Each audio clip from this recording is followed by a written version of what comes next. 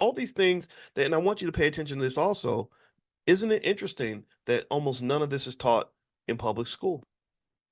Isn't that interesting? Isn't that interesting that they just consider this to be bad, dangerous information? Well, that's because not only are they preparing you to not compete, but they're sabotaging the brains of your children. They don't want your kids to know this stuff. So it's going to be up to you. You're going to have to take responsibility in making sure the kids and grandkids are aware of these facts. Like I can keep reading here. He says emancipation set blacks free as ignorant, penniless, defenseless, and landless, powerless, and non-competitive human beings. Nearly 5 million blacks were made wards of the public, dependent upon handouts, welfare, or whatever they could steal in order to survive. No attempts were made to correct the centuries of social engineering to which blacks have been exposed. They had no homes or friends in either the North or the South. When they asked for a little help or a hand up, President Andrew Johnson in 1866, with Southern states' encouragement, slapped them in their sullen black faces by vetoing a congressional bill that would have given black slaves a mere 40 acres and a mule as compensation for 250 years of bondage.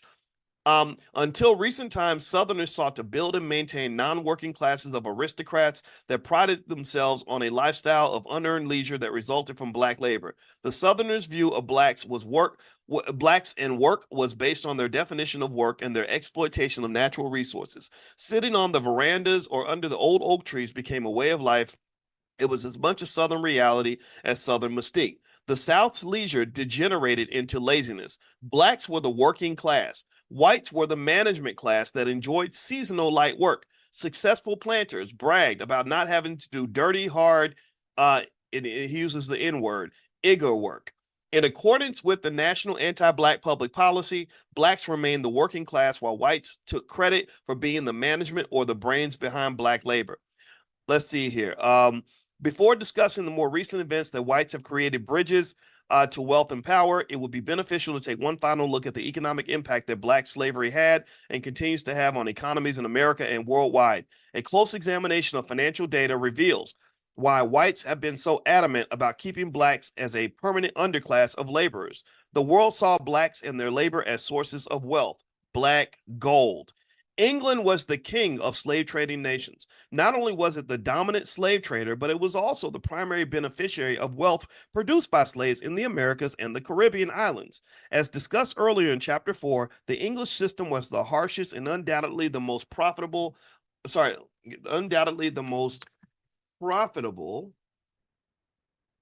of the six slave trading nations. For example, by 1795, Liverpool, England alone had more than 100 ships carrying slaves. This fleet of ships accounted for 50% of Europe's slave trade.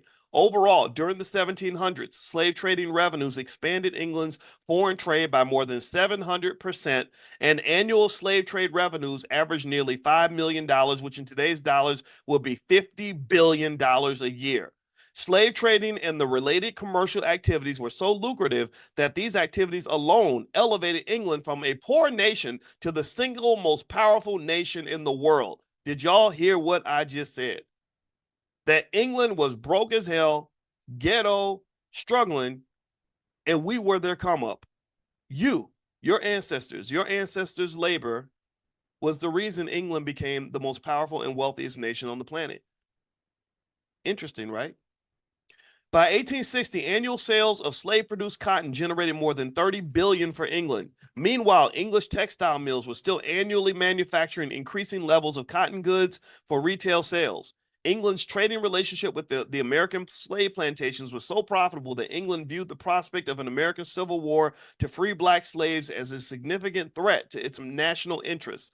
England was well aware that growth in the English economy and the establishment of its industrial infrastructure was founded upon slave produced products. In fact, in 1844, England announced the Report of Foreign Nations that said, since 1808, 4 billion of fixed capital has been invested in preparation for cotton goods that were wholly dependent upon slave labor, end quote. England was not willing to lose that large financial investment or the steady flow of black labor without a fight. In an effort to maintain the institution of slavery that had benefited the English nation for more than 2.5 centuries,